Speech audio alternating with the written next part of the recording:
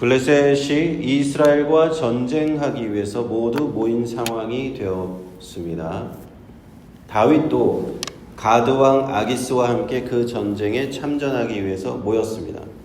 본인의 뜻이라기보다는 가드왕 아기스의 수하에 있다 보니까 전쟁을 권유받았고 어떻게 명령받은 것이죠. 명령받고 그 전쟁에 참여할 수밖에 없는 상황이 되었습니다. 그때 블레셋의 5 성읍의 지도자들도 모두 그 자리에 모였는데 아마 그들은 그곳에 다윗이 함께한 것을 보고 깜짝 놀랐을 거예요. 블레셋은 이제 가사, 아스돗, 아스글론, 가드, 에그론 이렇게 5 성읍이 연합국가의 형태를 띠어 있는 그런 국가 형태가 블레셋이었습니다. 그 중에 하나인 성읍인 가드 성읍에 다윗이 거주했다라는 것을 다른 사람들은 잘 몰랐을 수 있어요.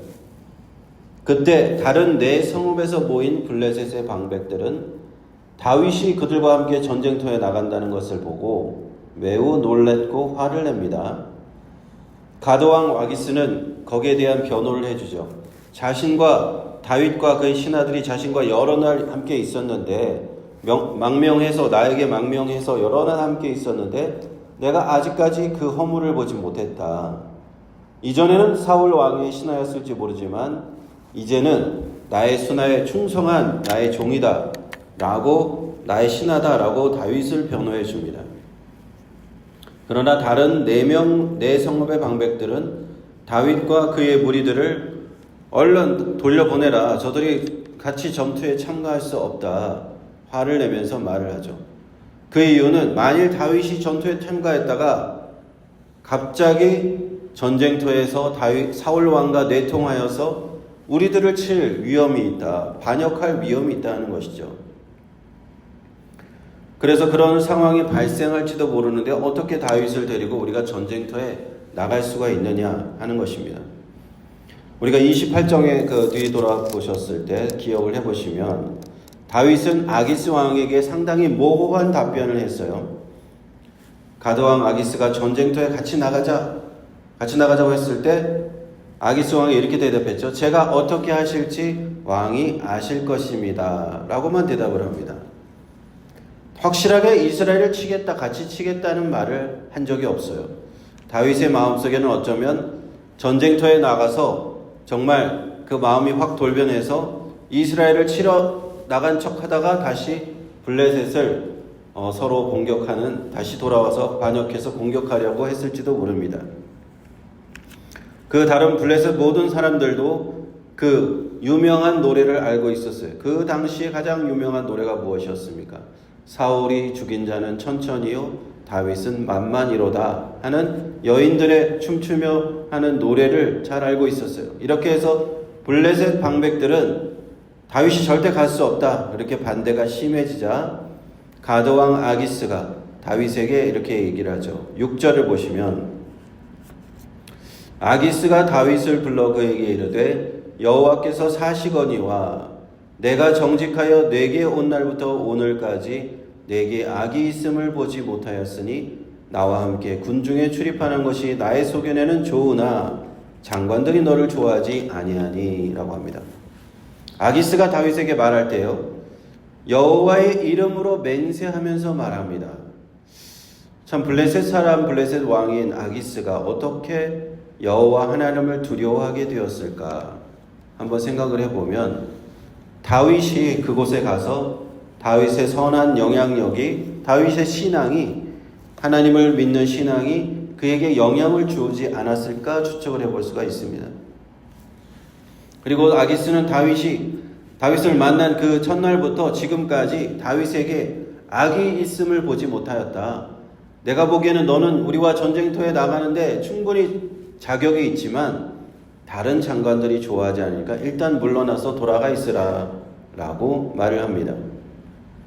이때 다윗이 대답을 하죠. 8절을 보시면 다윗이 아기스에게 이르되 내가 무엇을 하였나이까? 내가 당신의 앞에 오늘까지 있는 동안에 당신이 종에게서 무엇을 보셨기에 나로 가서 내 주 왕의 원수와 싸우지 못하게 하시나이까? 이 대답을 또 잘 볼 필요가 있습니다. 중의적인 의미가 내포되어 있다라고 볼 수 있는데요. 지금까지 아기스에게 나는 충성을 다했습니다. 충성을 다했고 당신이 종에게서 무엇을 보셨기에 하는 것처럼 다윗은 자신을 아기스의 종이라고 말하면서 그 다음 구절을 이렇게 얘기합니다. 내 주의 왕의 원수와 싸우지 못하게 하십니까? 내 주의 왕의 원수. 여기서 내 주의 왕은 누군가? 내 주 왕. 내 주 왕이 첫 번째는 아기스를 말하는 것이라면 원수는 이스라엘이겠죠. 그런데 다윗이 이 말을 할 때 그 속마음이 내 주 왕이 자기가 이제까지 이스라엘에서 섬겼던 사울 왕을 뜻하는 것이었다면 그 원수는 블레셋이 되는 겁니다. 그래서 이 구절을 독자들이 읽을 때 성경을 읽는 사람들이 두 가지로 해석할 수 있는 거예요. 내 주 왕이 아기스냐, 내 주 왕이 사울이냐. 그래서 아마도 다윗은 전쟁터에서 변심해서 이스라엘을 위해서 다시 싸울 결심을 했을 것이다 라고 이 구절을 보고 해석하는 학자들도 여러 명 있습니다. 그럴 경우에 이제 내 주 왕, 그 사람은 사울 왕이 되는 것입니다. 사울 왕의 원수는 곧 블레셋이 되는 겁니다. 그래서 이 구절은 중의적인 의미 또는 이중적인 의미가 내포되어 있을 수가 있다라고 볼 수가 있습니다. 아기스 왕은요, 자신이 보기에 다윗은 하나님의 사자같이 선하였다라고 말해줍니다. 다윗이 얼마나 그동안 그 아기스 왕이 보기에도 이방의 블레셋 왕 가드 왕이 보기에도 얼마나 신실한 믿음의 사람이었던가를 알 수 있는 대목입니다. 그 블레셋 왕조차도 다윗의 신앙과 인품을 인정한 장면이라고 볼 수가 있죠. 이렇게 하여서요, 다윗과 그를 따르는 군사들은 그 전쟁터에 참전하지 않아도 되는 상황이 되었습니다. 하나님께서 이렇게 상황을 몰아가셨어요.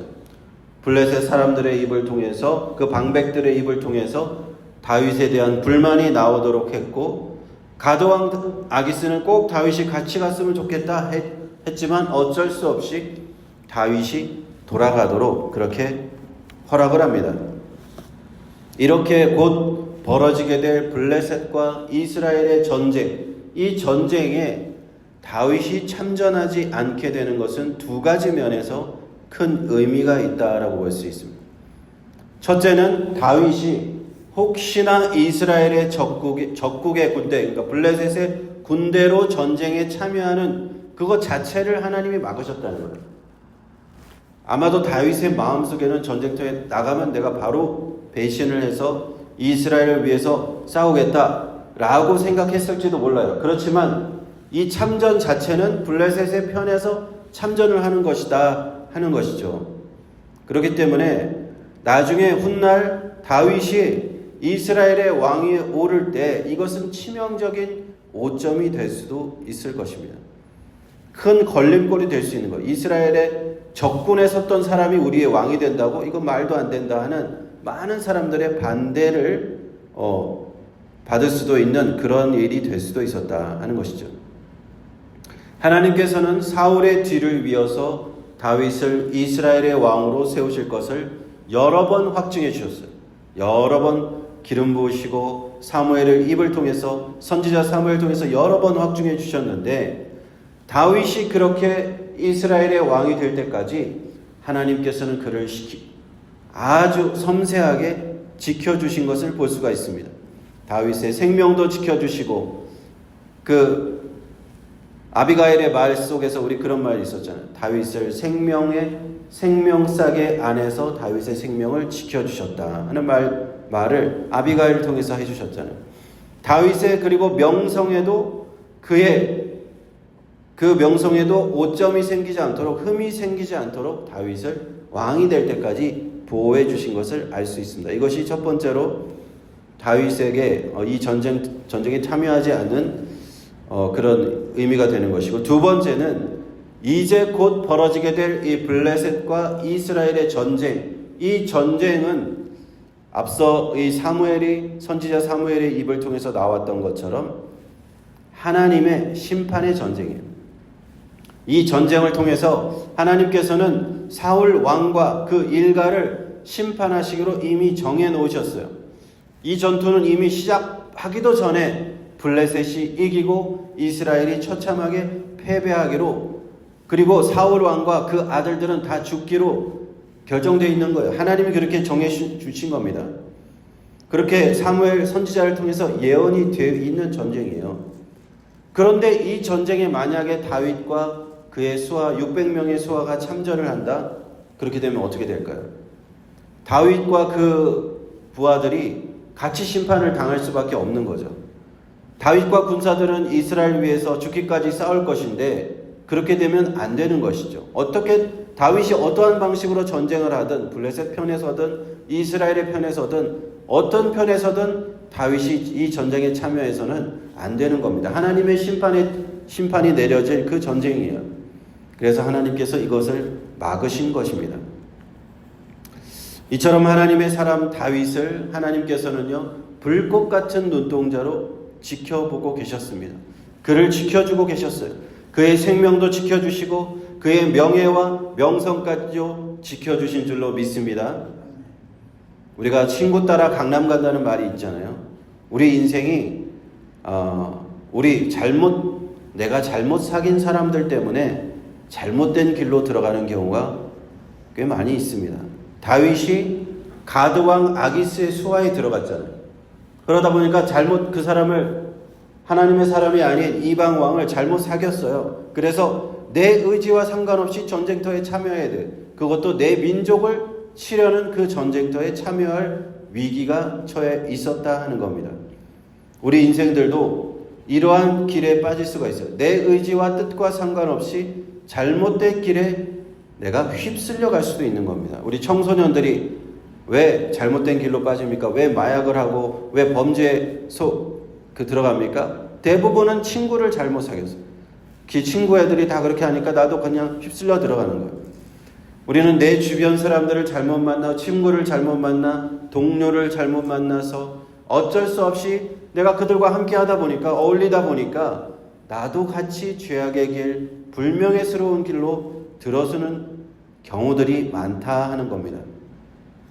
이렇게 원하지 않은 나의 인간관계, 이러한 잘못된 인간관계로 인해서 어쩔 수 없는 선택으로 휩쓸려 들어갈 때, 그런 다른 사람들 때문에 내가 그 멸망의 길로 갈지도 모를 때 우리는 하나님께서 계심을 믿습니다. 우리 예수 믿는 당신의 자녀들, 하나님의 자녀들은 하나님이 그런 길도 지켜주신다라는 것을 오늘 다윗을 통해서 알 수 있는 거예요. 때로는 내가 휩쓸려갈 그 사람들과 나를 단절시켜 주십니다. 거기서 딱 멈추게 하세요. 하나님께서 그러한 인간관계의 단절도 우리를 막으시는 것도 하나님의 은혜인 줄로 믿습니다. 내가 그 사람들하고 친해지는 인간적으로는 참 좋은 사람들인데 라고 생각하지만 하나님께서 막으실 때가 있어요. 그 사람들과의 관계를 단절시킬 때 그것이 은혜일 수도 있다 하는 것입니다. 그렇게 하나님께서 다윗을 보호하셨던 것처럼 다윗의 생명과 다윗의 명예와 다윗의 명성을 보호하셨던 것처럼 오늘도 하나님께서 저와 여러분의 생명과 명예와 명성과 이 모든 것을 보호하시기를 축원드립니다.